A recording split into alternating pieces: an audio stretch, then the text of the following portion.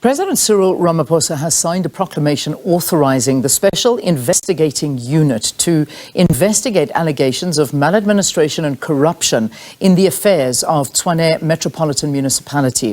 The proclamation authorises the SIU to probe the procurement or contracting for construction at the Rooiwal Wastewater Treatment Works. The failed Rooiwal project has possible links to the cholera outbreak in Hammanskraal, which claimed the lives of more than 20 people a few months ago. Let's get a little bit more detail about the proclamation that's been signed by the President. And joining us is the SIU spokesperson, Kaizer Kganyago. Kaizer, thank you. We really appreciate you coming on this morning.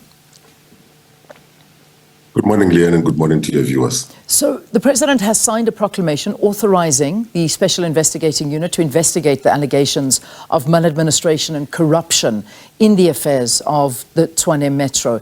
Perhaps you can start by giving us the scope of the investigation and what it's expected to cover.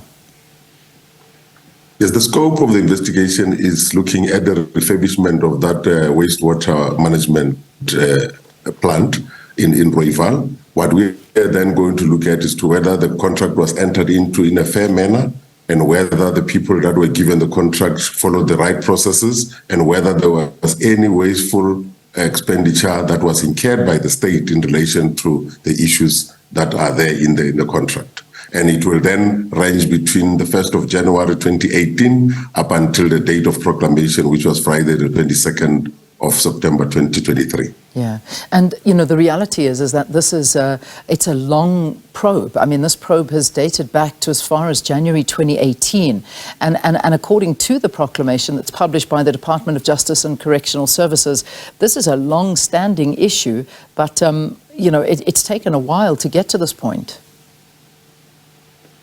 It might have taken a while, but it's obviously because we are very cautious. When we do the proclamation, we did it ourselves as the SIU. We send it to the Department of Justice, and then it gets checked legally. And before it goes to the President for signature, it also gets checked in the presidency. Because we live in an environment, Leanne, where people are very litigious. If you then miss something on the proclamation itself, they can just be taking you to court to say the proclamation doesn't have the correct wording. It means it doesn't affect me. I don't want to be investigated and so on. Therefore, we always have to be careful. Yeah. In addition to investigating maladministration, malpractice and corruption, as well as fraud, the SIU will identify system failures and make systematic recommendations. Can you perhaps tell us about this as well?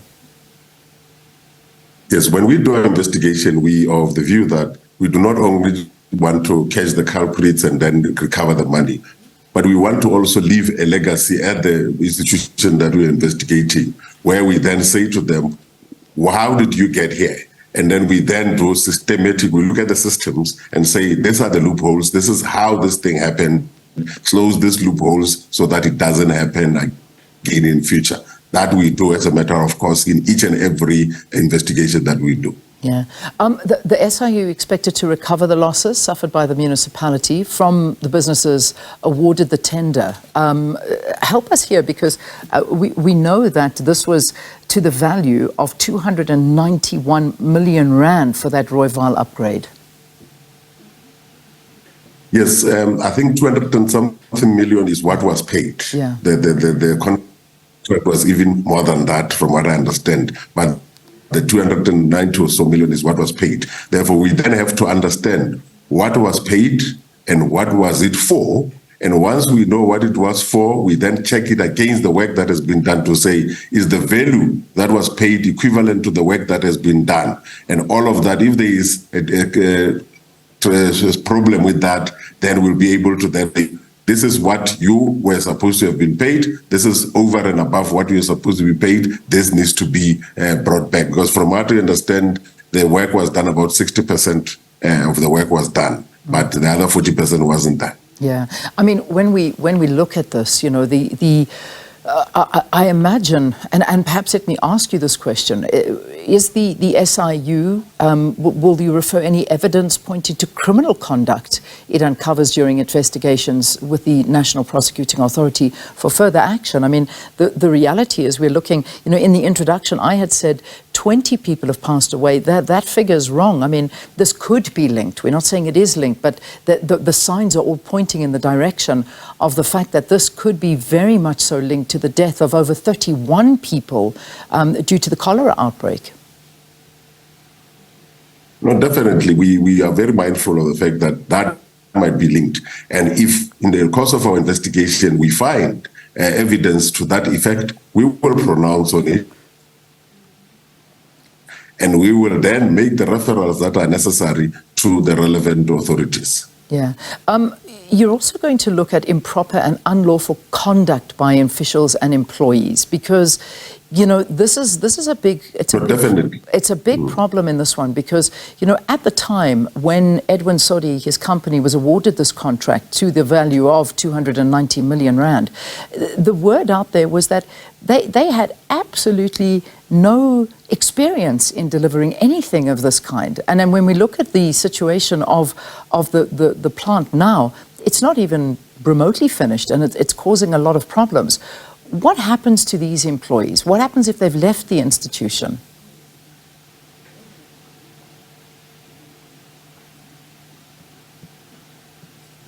Kaizer, are you still able to hear us? No.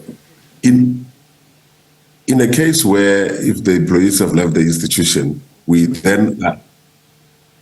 Yes, I can hear you. Can you hear me? Yes, it was just a little bit of a delay. It's the issues of load. Oh, can you hear me? Yeah, if you don't mind starting that answer again. We seem to have lost you. Yeah, I was saying,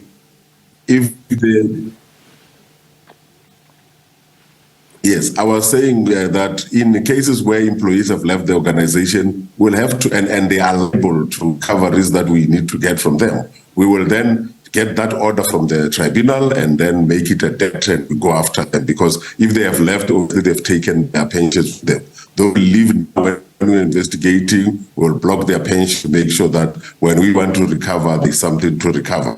And in terms of the contract, whether those people were the right people, obviously we will be able to check that, because we'll look at the tender was saying whether the people that were brought into this tender were fitting what tender itself. Those are the things that we don't want at this stage to preempt what we're going to find, but we're hoping that we will get all of that and put it out there for the public to know. Yeah, I mean, I know that the Sileas Brink, the mayor out there, the Tshwane mayor has said that they have they've done their own forensic investigation, and they have determined that this tender was irregularly awarded.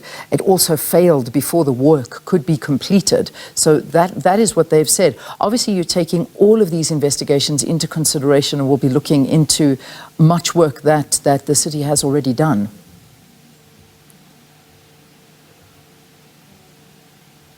Yes, we go to look into the work that everybody would have done, and then we test it against the evidence that we have.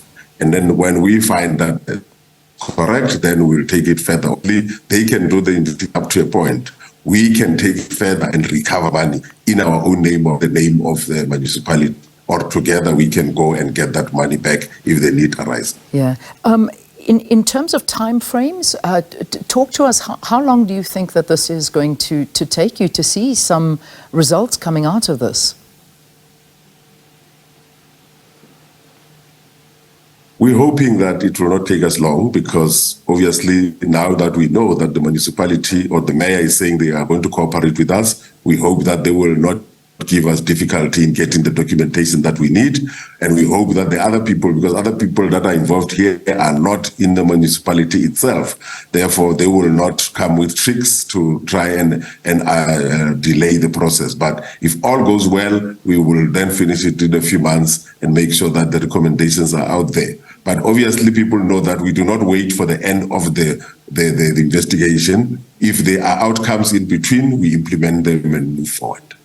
What about Edwin Saudi? Let's talk about him at the Blackhead Consulting. Have you been in touch with him? And talk to us about the involvement of Edwin Saudi in all of this, because he's certainly at the center of this investigation, I would imagine. We hear that, Elian. We hear that he is, but at the moment we're only starting with the investigation this morning, because the the proclamation was gazetted on Friday. We are not going to preempt on what we are going to find. If we find that there was something that went wrong, we are going to ask who are the players in this, and if his company is part of the players, we will deal with that. I know that obviously because of the other things that we're dealing with him, people will just delve on that one and say, let us look at him. But like I always say, we do not investigate people. We'll investigate the processes and we find the people. And if he's found there, he'll have to be called to account. Yeah, certainly. I mean, does the scope obviously is on this, but I mean, there's also talk about schools that he's got contracts for and that haven't been built. Will you be looking into those things, or does that not even come onto your radar at this point? No, it doesn't. We only work according to what is in the proclamation itself. Because if we get out of that scope, we'll take it to much. All right, fair enough. I won't probe you more on that because obviously that is the scope of the investigation, but we're hoping that this will lead to, of course, a lot more coming out of it. Kaizer, thank you. Thanks for talking to us. That's the SIU spokesperson, Kaizer Kganyago, speaking about a proclamation authorising the Special Investigating Unit. It's now going to investigate allegations of maladministration and corruption in the affairs of Tshwane Metropolitan Municipality.